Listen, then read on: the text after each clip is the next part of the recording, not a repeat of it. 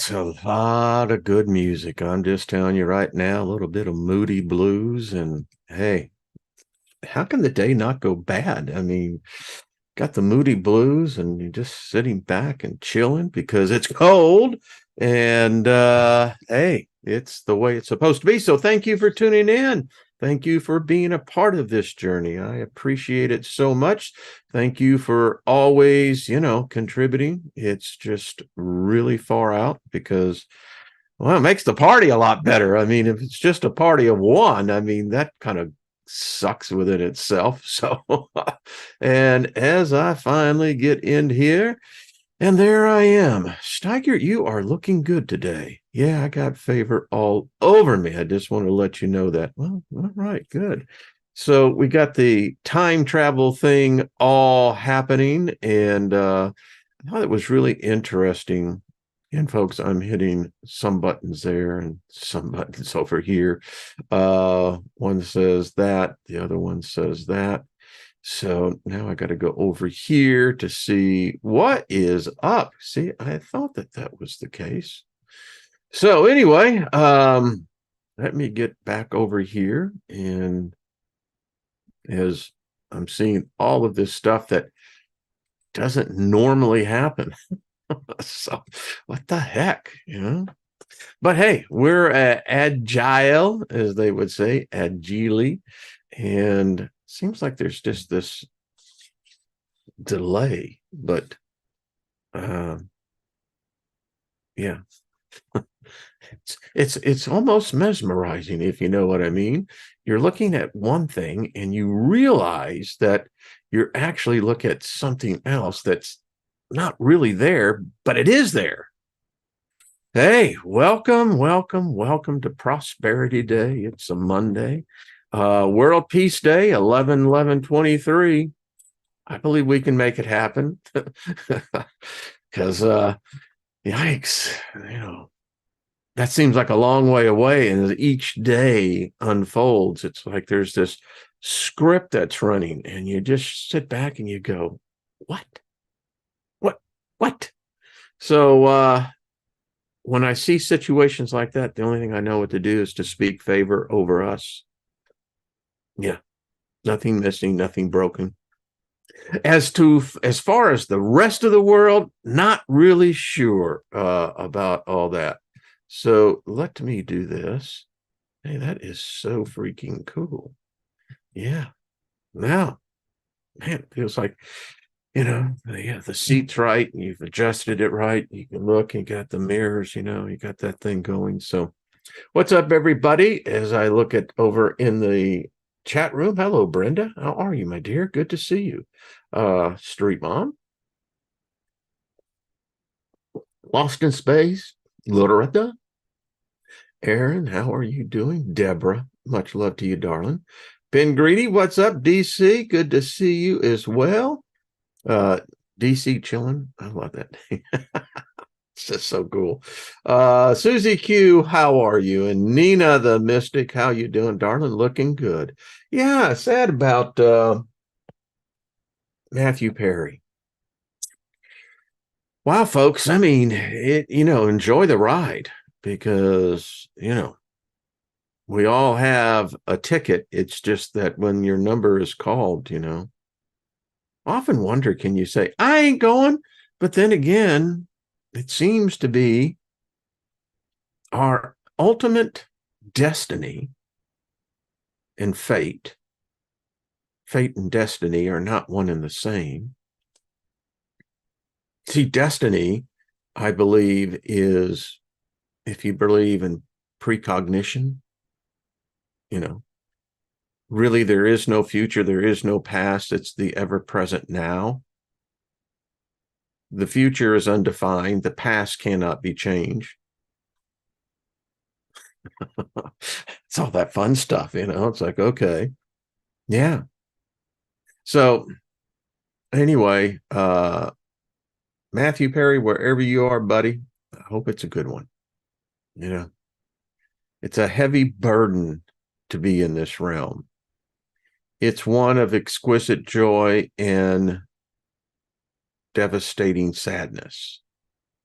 And in between, we try to ride the waves of this thing called fate.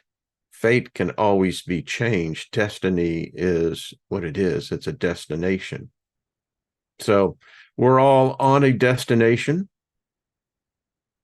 and not sure if we all go to the same place. There is a lot to think about that. Yeah. So anyway, hope you're passing the news around. Maybe we can actually make this happen. I don't know if you saw, I posted what David had to send in, was that it only takes 9,000 people, 9,000 like-minded people to literally change the consciousness of humanity. I know there's 9,000 of us, so let's make that happen. So, AK Morningstar, what's up? Good to see you as well. Mr. C, hello, what's up? God King, what's up? Love that. Favor and prosperity. Yeah, I like that. Lady Ellie, how are you, dear? So, going to be talking about this probably a little bit later in the week, but so is religion a psychotic reaction? Because, you know, you have on one hand, you have this perception that religion is only for a certain group, typically the Abrahamic religions. But anything outside that is not a religion, it's more of a cult. Because after all, they've got the only word. So they say. So everything else outside of that is a cult. But been giving some thought and had a chance to get into an interesting topic, one that I love in talking about because it's so relevant to all of us. So we discussed earlier last week, before I wasn't here on Friday, went in for my annual physical and checked up. Yeah. Doing fine. Right here, right in line. The whole idea about free will. Well, I think there's one that's even more relevant. And it ties into exactly the theme of what I made today, the harvest event for 2024. Now, there apparently has been harvesting events prior. One could say that all wars, in a sense, are a harvesting process. I mean, if you deal with the fact that there's going to be carnage and destruction, but there's something else going on. It's a repeating factor for our species, is that we have this ever fear of that which is the unknown, which is death, but yet we enter into situations where death is the only outcome. Now, we try to glorify it. We try to make it all kind of really cool. But actually what it really is a harvesting event. Now, there is an event that is going to happen. I said earlier, you will most likely see the former president, Donald Trump, in jail. He's heading that direction, and word is in the back channels it's going to happen. If not once, but in potentially two different jurisdictions. But let's talk about 24. There's a lot that has been stated about 2024, and that is that there is going to be an alien event.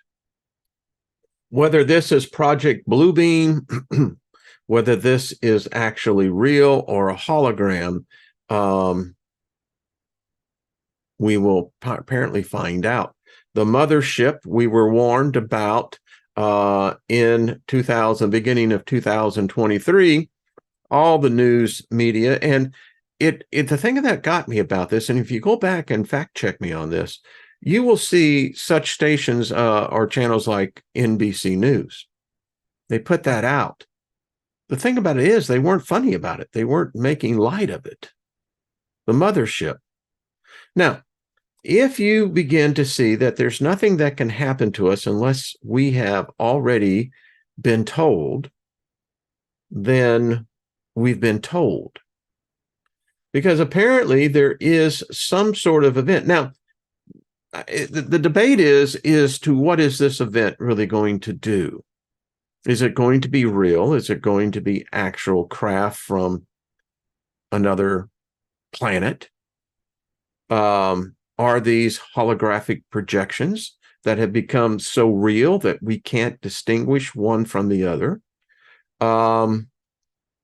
Is this the trigger that is going to take place? Because the problem is there is a collapse coming, folks.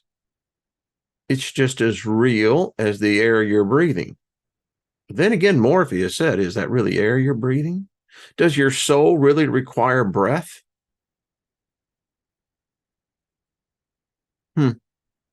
And speaking of the soul, we're going to table that right next, because this is really all about the soul.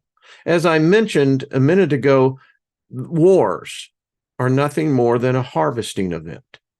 Now, if you look at the way religions are set up, I was brought up when I was into Christianity, that we were the chosen ones. We had the Willy Wonka golden ticket, and fuck all the rest of you. You're going to eat shit and die, while the rest of us, we're going to be raptured up. Hallelujah. Yes, we're above all the rest of you peons. We're going to be raptured out. Now, this belief system is concurrent in virtually all the rest of the belief systems. The whole idea behind your religion is that you're a chosen people. It separates you out from all the rest. Now, that is bigotry and racism in the ultimate degree. Well, we don't look at it like that. No. We're much more refined. But anyway, it is the fact that, and this is what people say, this is why those in the religion will always tell others to go to hell. Because that's where you're going, not us. Why, we're going to watch you. Yeah, it's bizarre, isn't it?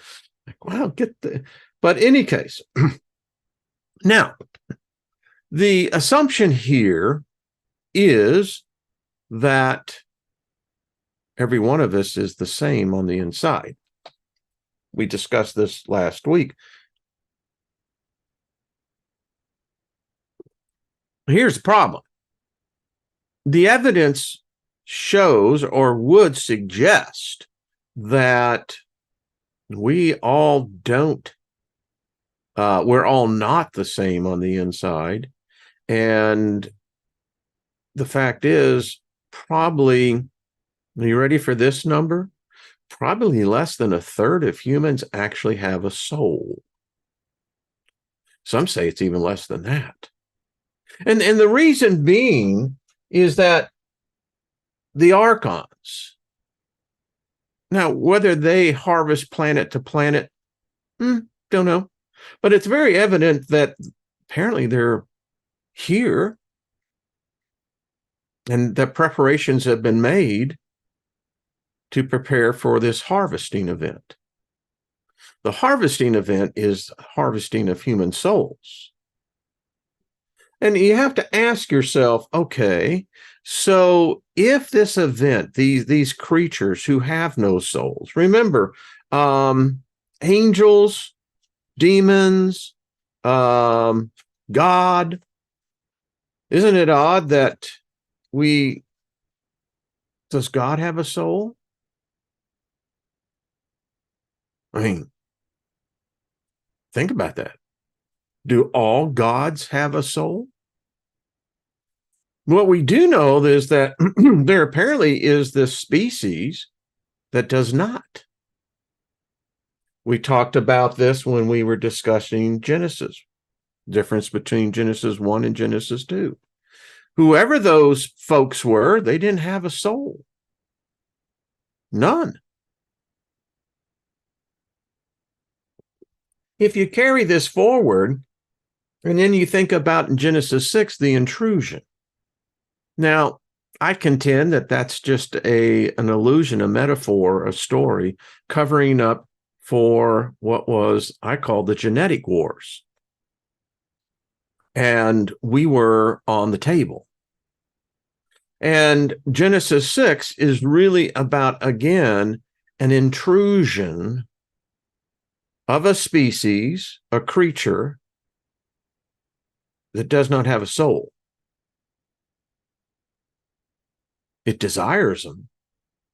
The hope was in procreating and interbreeding with humans, and whether we want to call them angels, demons, whatever the fuck they were, this intrusion happened, and there were no more real humans. Now, it is said that through the bloodline that this soul was either given, some think it was a mistake, it was an experiment, and then, holy crap. Others believe that there is a race of beings that have the ability to give another species a soul. Now, if you carry this forward on this, so the archons are soulless.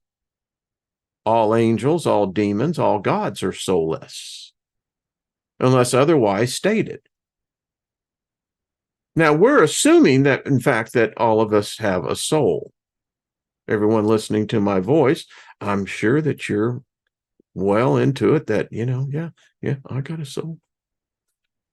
Okay. There's very little proof of that, but we'll get into that here in a second. So, harvesting events. Now, there hasn't been a harvesting event in the modern, here within the last, I would say, potentially, well, the last major harvesting event was back in between 1910 to 1950. It went on through Mao, Lenin. They added to the harvesting event. That was kind of one single event, and it took if there, let's say, 3 out of 10 had an actual soul. I mean, sometimes you have to kill off a lot of other hybrid humans in order to get to the prize, and that's the soul.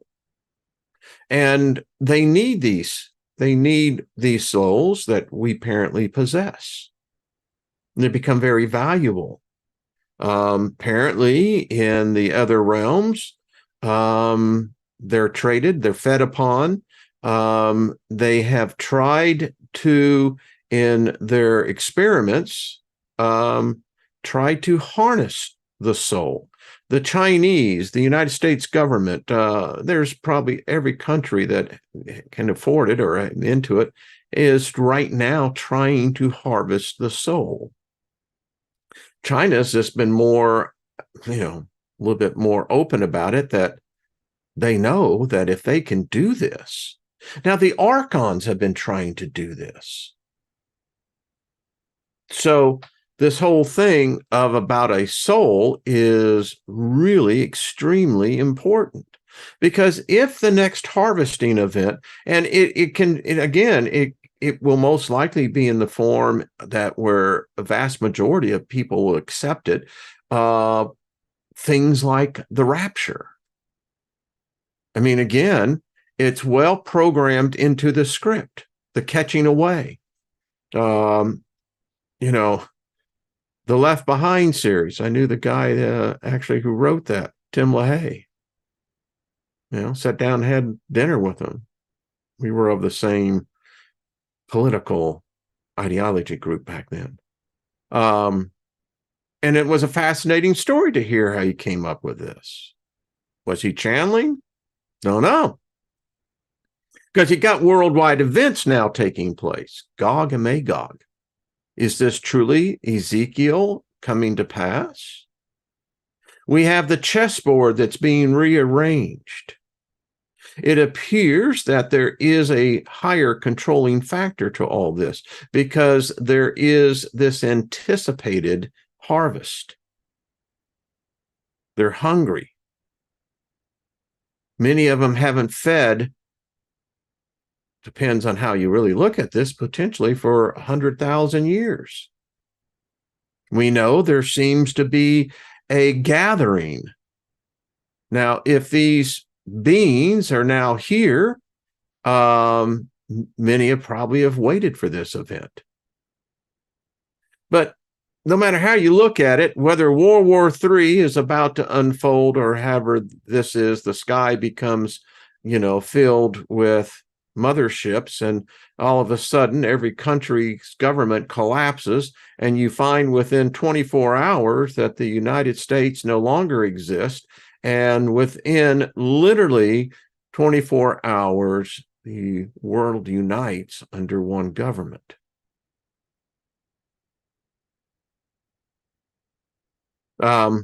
Just depends on what your point of view is. But what seems to be happening, it seems in fact that there is this harvesting. It seems to happen quite frequently. The Bible speaks of them quite frequently as well. You see, if you kill a human, it's one thing with the body, but apparently that's what makes us sentient. We can consider these things when apparently that gives us the soul. Now, I pulled up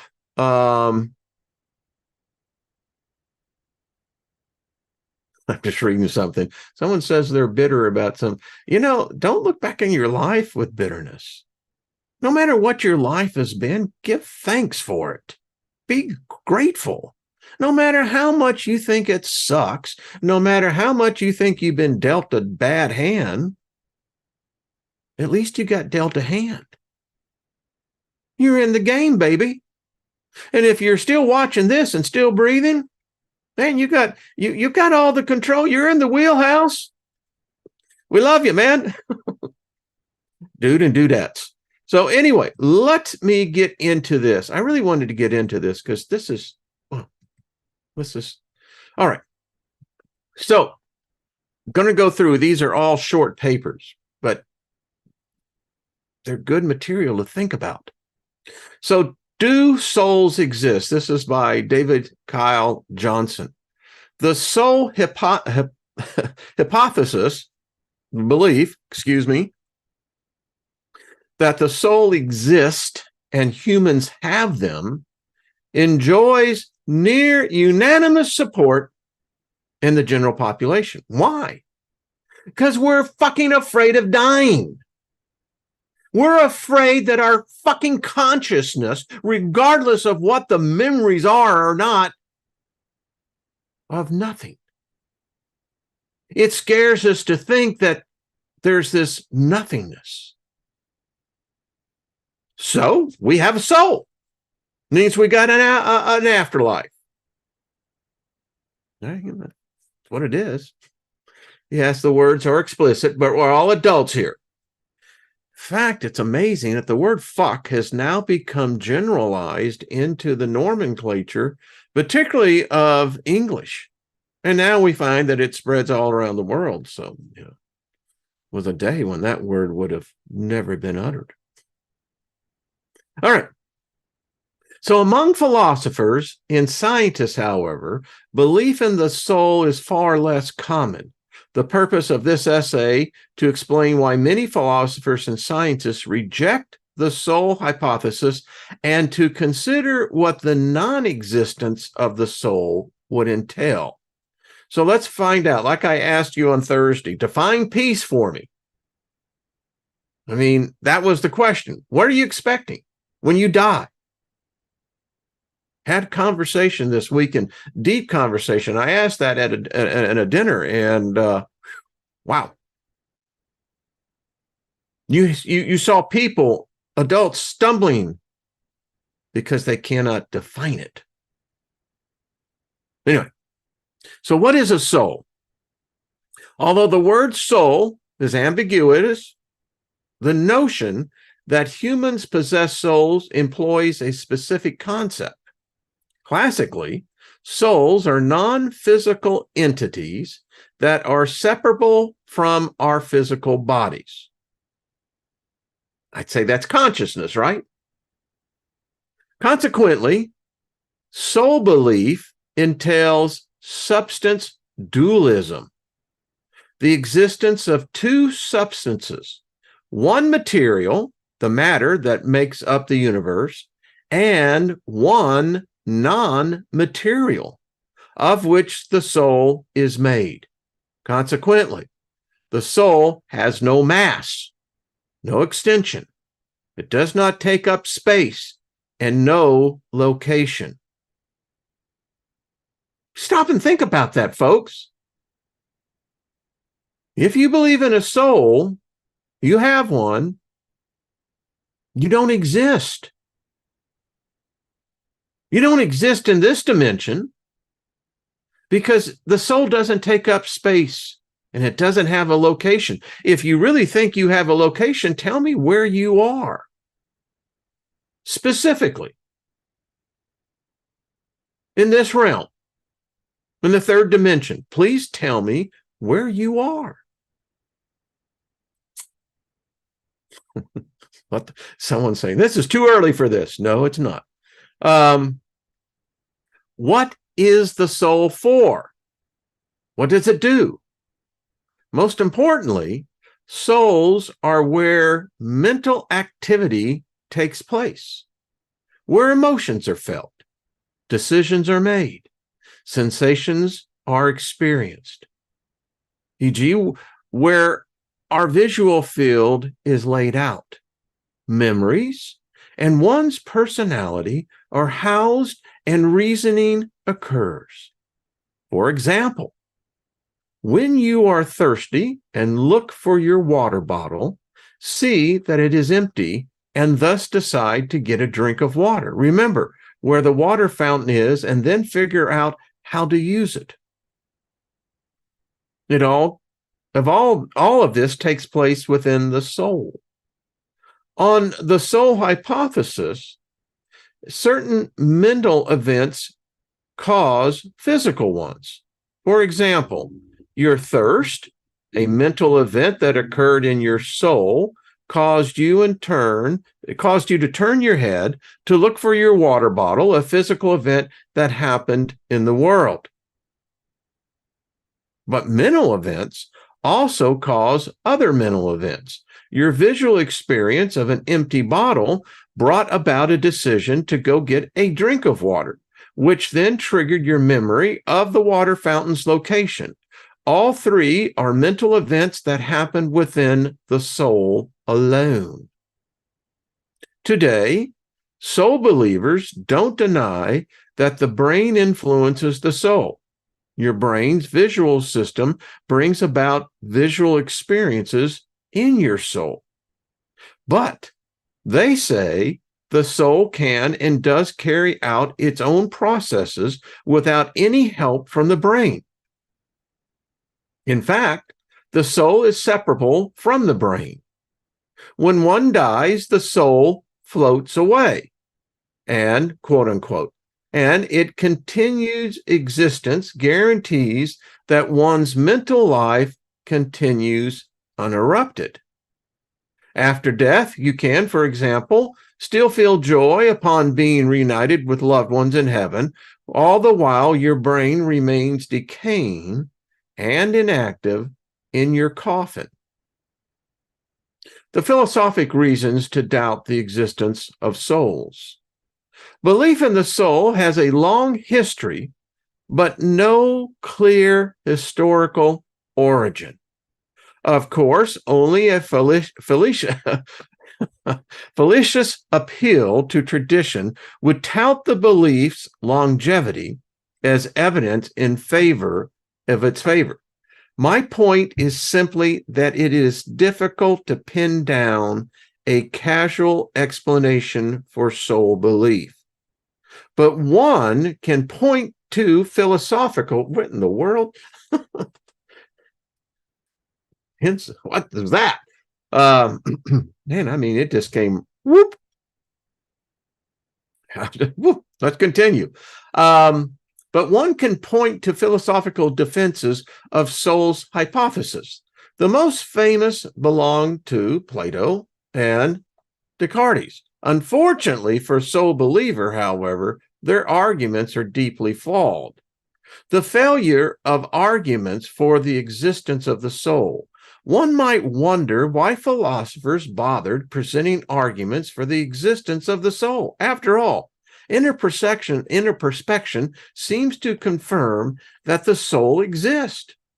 But alas, introspection does not reveal the existence of a soul. Introspection may arguably reveal the existence of one's mind, but introspection does not reveal that mental activity occurs in a substance that is separable from the body, or that mental events can occur without one's brain after death.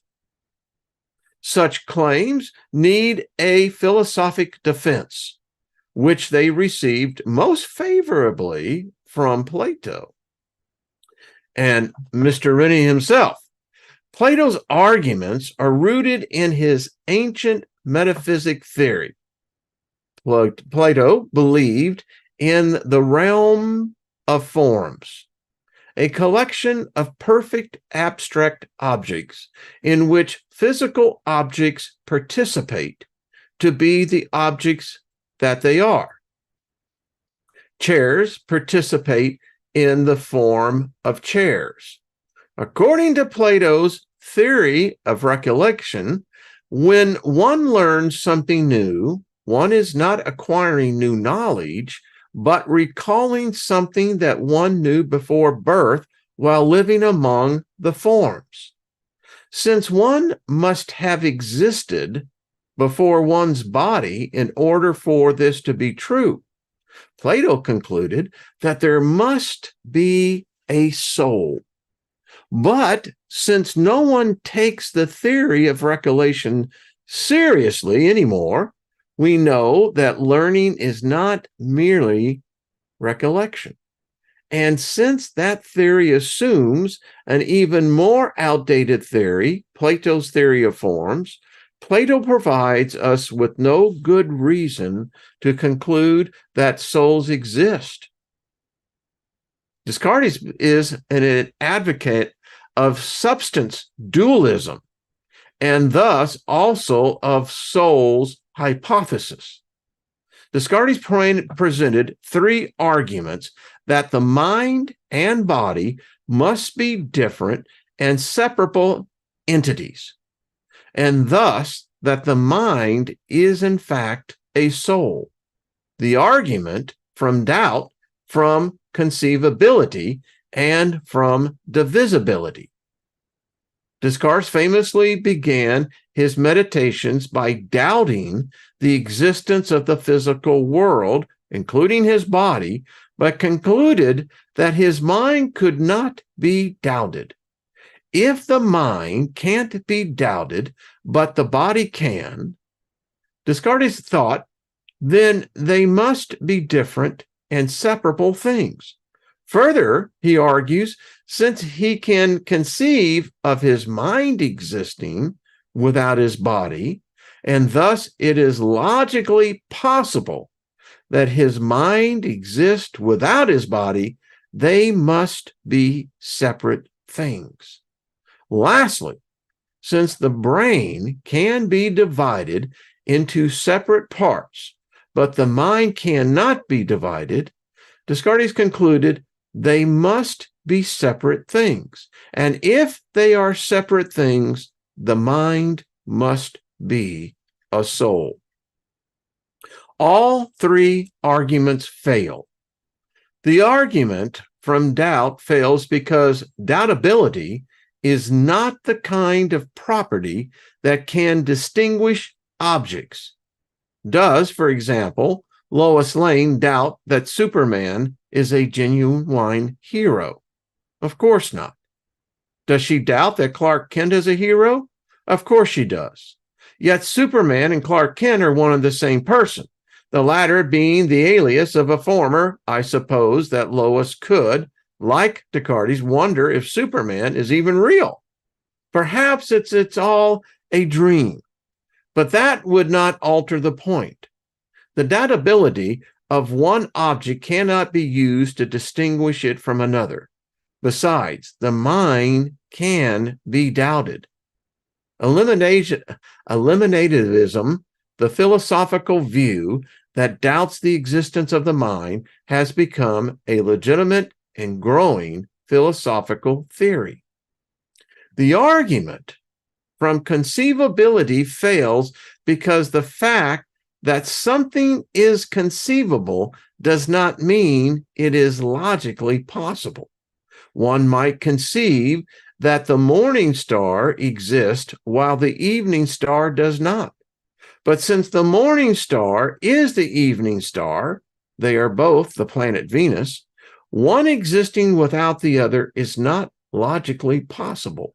Further, conceiving that one's mind exists without one's body may only be possible because one has a limited understanding of what one's mind is.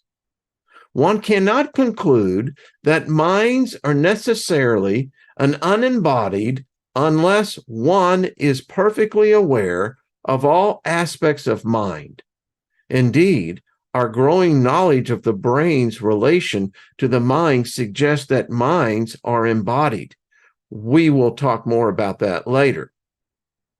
Lastly, the argument from divisibility fails in the same way that doubtability can't delineate substances, neither can divisibility.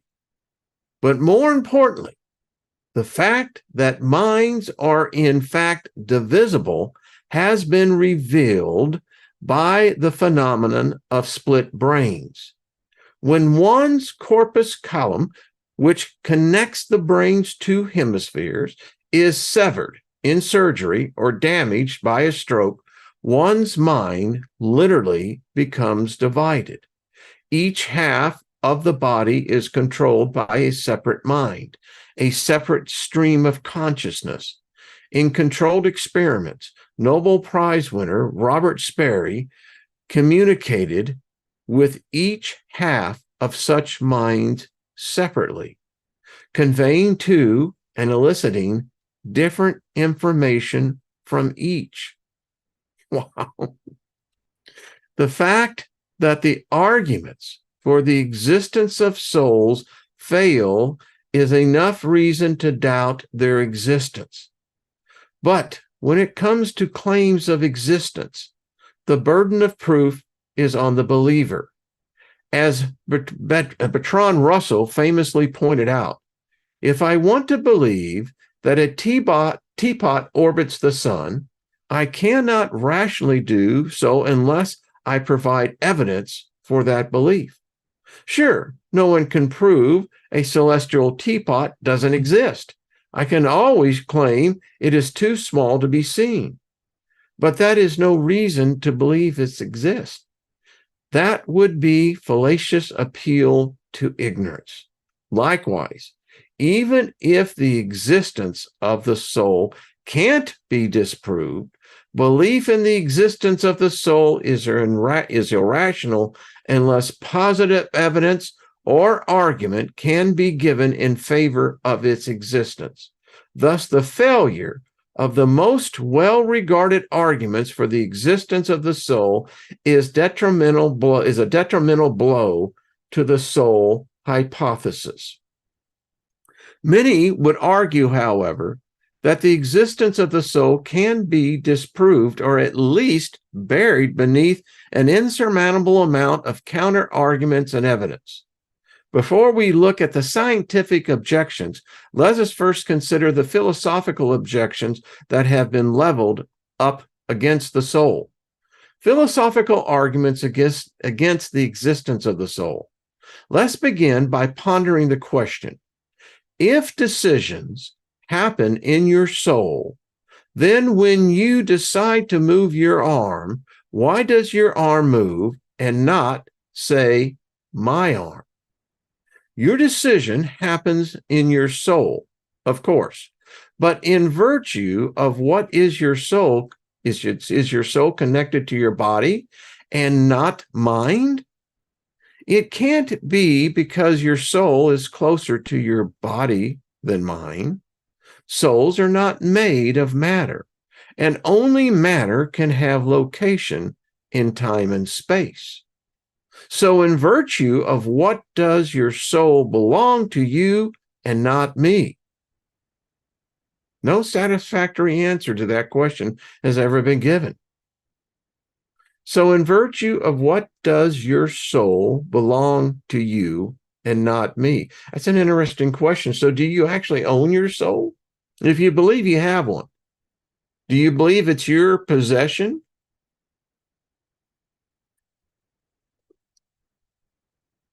Or did you steal it? Or was it stolen from you? Even if we ascribe a physical location inside your body to exactly where your soul is, one still wonders what facilitates the causal connection.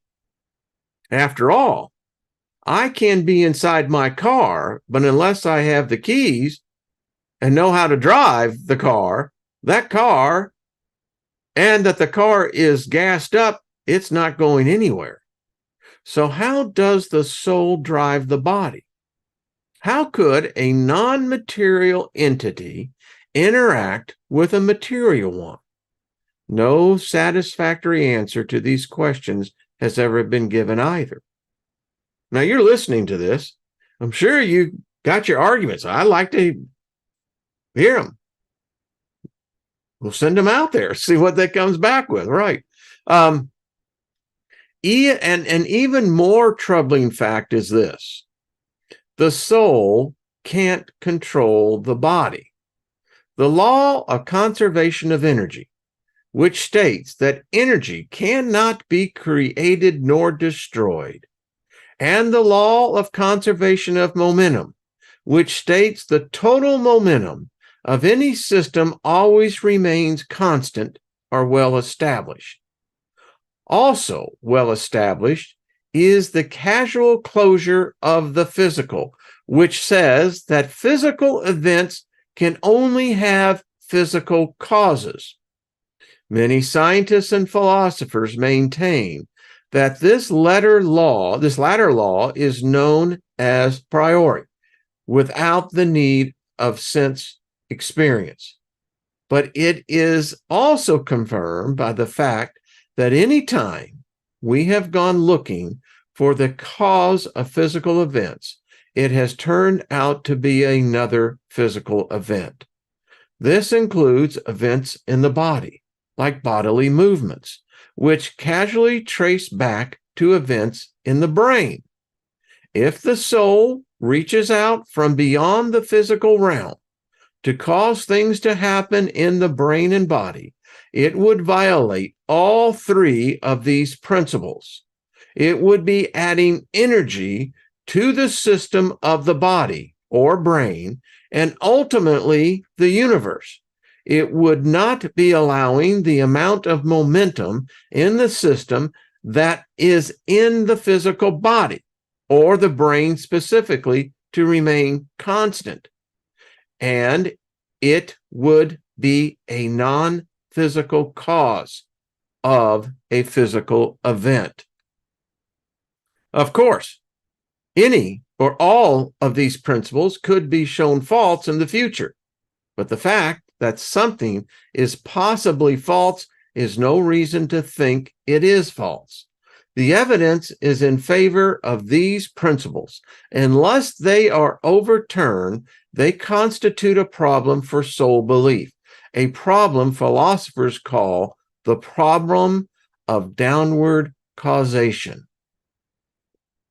As you can see, because of the failure of the philosophical arguments for the soul, and because of the problems of downwards causation, the philosophical prospect for the soul hypothesis are not good. Wow. Now, I still sit here and believe that I have a soul, but there's times I've argued the fact. I mean, in my Christian theology, it particularly around the turn of the first century, the fact that belief systems believed that we had a soul was not evident. Some could say that the magician Paul injected that in that. Again, if you go back to the book of Genesis, you look at this thing and you're going, well, what the hell? I mean, I've said this over and over again. We can't see what this Genesis 1 people did. No soul. It's evident by the very foundation of the word itself that women have no soul. They didn't have the breath blown into them. And if you're saying that Adam gave it, how did that work? And even if he did, then it's a AI. It's an artificial soul. Now, maybe artificial souls exist. That's an interesting argument. I'll have to get back with the writer of this one and say, well, could it be possible that we could create a soul? So let's continue. Scientific reasons to doubt the existence of souls. We just brushed against some reasons in physics that contradict the soul hypothesis, but the most convincing scientific evidence against the soul comes from neuroscience, and the perfect place to start exploring this evidence is the case of the Phineas gauge. The brain does everything the soul is supposed to do. Phineas Gage was a young railway foreman in the 1800s. An accident on September 13th, 1848, caused a tamping iron to pass through his skull, entering under his left cheek and exiting through the top of his skull, pulverizing part of his forebrain. Holy crap. Y'all seeing that? Now that's a hell of a headache. The path the iron took through Gage's skull and the part of his brain that was pulverized. You could see that. All right. Gage survived, but his personality completely changed.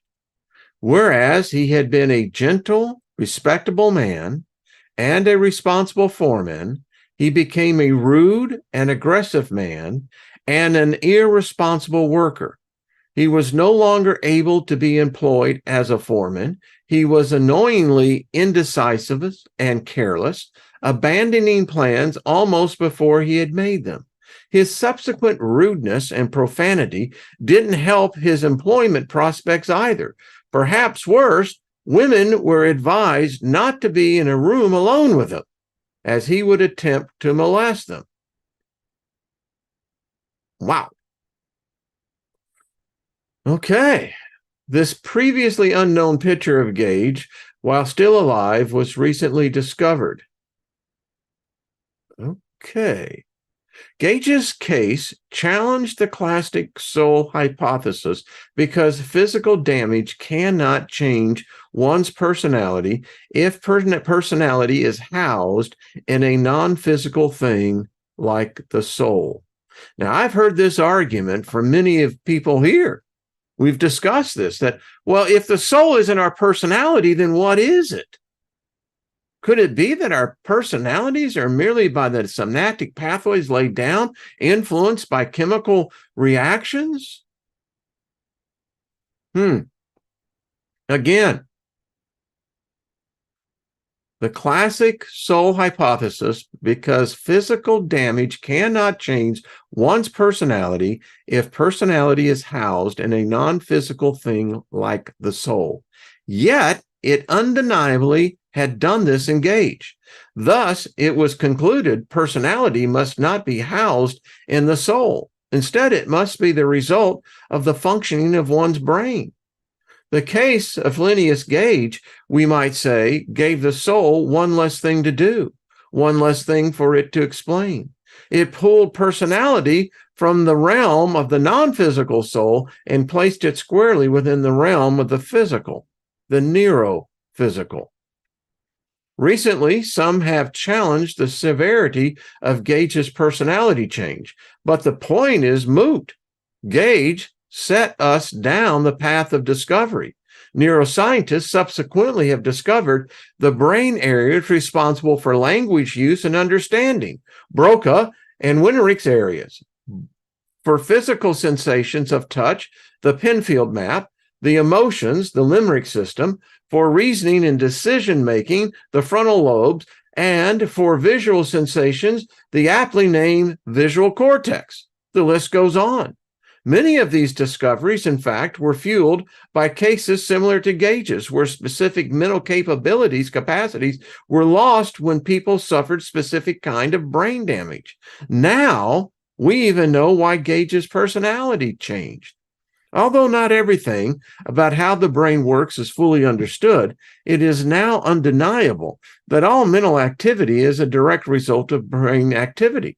Not only has personality been pulled from the brain, the realm of the non-physical soul, into the realm of the physical brain, but everything that was once the purview of the soul, emotions, language, decisions, sensation, memories, personality, is now known to be the purview of the brain. The inadequacy of the soul hypothesis. The soul hypothesis was supposed to function as an explanation for our behavior by being the cause of our intentions, actions, and dispositions. But it has always been lacking in this regard. Good explanations don't raise more questions than answers, but what the soul is made of and how it causes changes in the body has always been a mystery. Now, since neuroscience has shown us that the cause of all we do is neural firing in the brain, not the activity of the soul, there is no exploratory gap for the soul to fill. Neuroscience has rendered impotent any exploratory power the soul hypothesis might have had, and hypotheses that explain nothing are not good exploratory hypotheses to begin with. Attempts to save the soul from such objections do not succeed. For example, one might suggest that the known correlation of mental events to neural firings merely show us how the soul operates. Although neural firings explain our behavior, the activity of the soul could be interjected to explain neural firings. Controlling neurons is how the soul controls the body. But such attempts harm the cause more than help. Not only would such a suggestion violate the physical laws mentioned at the end of the last section, and not only do we know that all brain activity is ultimately caused by physical reaction to the nervous system, but such an attempt renders the soul hypothesis wholly irrational. To explain why, let me draw an analogy. Okay, I think we can go here a little bit more. I want to get into this to y'all. See what, I can't see what the comments are going, but I'll definitely read them later. Many scientists used to think heat was the product of a material called philogoston that flowed into objects to make them hot and flowed out of them to make them cold. When we discovered that heat is actually a result of the movement of particles, philogoston defenders suggested that making particles move is how philogoston makes an object hotter. But of course, that was only an ad hoc excuse to save their theory. There was no need to hypothesize the existence of phylogyston.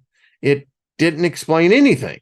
Heat could be accounted for solely by the movement of particles. No extra substance was needed. Defending the phylogyston hypothesis in this way was merely the result of wishful thinking on the part of those who were emotionally attached to it as a pet theory. And so the phylogyston hypothesis fell out of favor. Okay, I'm going to stop there. I had others. We could go on for another hour on this. So I'm looking back into the chat room. So what's the verdict? Has the argument been made by science to completely neglect the aspect of a spirit, of a soul, the living essence of what animates a body, or is it simply the chemical reactions? And if you believe that spirit or soul exists, then that would suggest by the evidence that there is, in fact, a set of laws that we don't understand, we have no knowledge of. It would suggest that we may be in the rudimentary beginnings of understanding what physics truly is. That our science, since it cannot prove the exact existence of the soul. However, we do know that science has also advanced to the point that when the body dies, there's an approximately, I think, what is the number on that?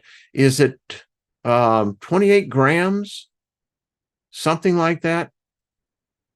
Maybe less. That they have been able to measure a body at the point of death, when death is in, that there is this immediate loss of weight. So if there is a loss of weight, then that would then suggest that there is possibly this other matter that we cannot define, we cannot seem to grab a hold of, but we can measure.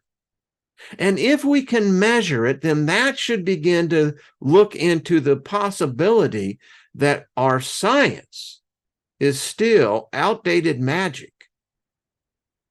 That the true magic is the fact that we do have spirits and that we do have this thing called a soul, because we have completely, and where I think the paper failed was to properly address the esoteric side, but then that would be nothing more than thought, right? The brain. So that's my rebuttal. See,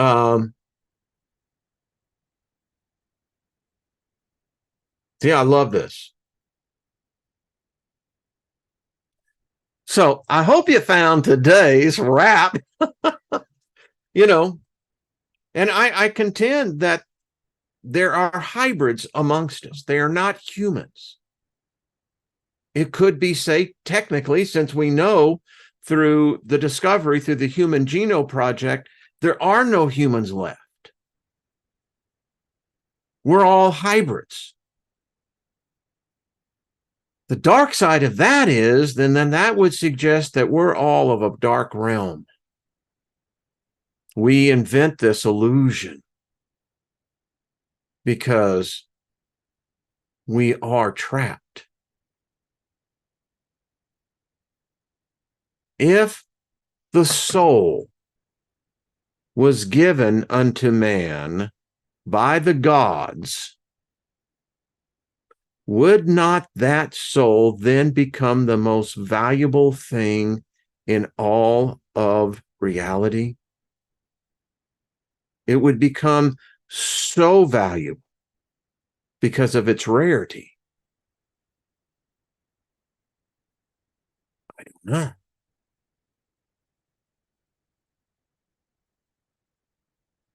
But something's going on. It's why religion is collapsing today. Oh, people come and write me and they say, well, can't you see the evidence of prophecy unfolding? No, we're doing this. This isn't fucking prophecy. This is fucking insanity. We're doing this. Throw the goddamn book away, burn the son of a bitch, and let's get rid of it because it fucking sucks. And if it's a soul that's involved with that, that ain't no fucking soul. If only a soulless entity would write that. Couldn't have been a living soul. It's death. It's a harvesting.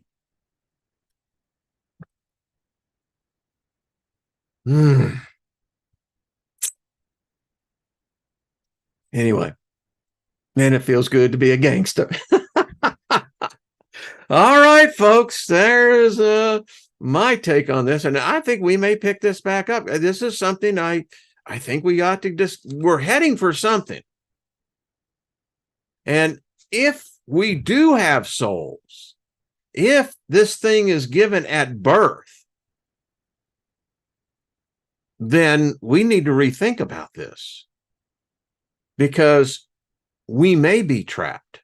They feed upon us. We know that already. And maybe that's where some of our loved ones that we can't find, we go through the eons searching for them. They've been harvested. They're in a realm where they're being fed upon.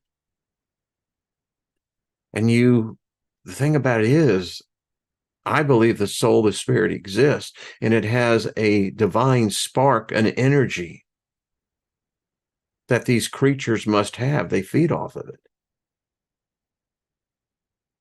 We'll pick this up later on. In the interim, have a great day, everybody. Like, gee, well, now you made me really happy, huh? Exactly, Jackie. Nothing missing, nothing broken, darling. So thanks, everyone. We'll see you tomorrow with the ladies. And going to be Ryder Lee is going to have a Halloween show tomorrow. I think it's like 3:00 Central Time. I think that's the case. But so we'll, check in on that for sure. So thank you, Graham. Be excellent to one another. Yes, yes, yes.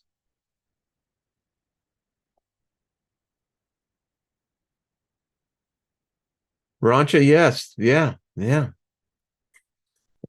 Like my wife says, man, this thing just never stops inside of there. No, it doesn't.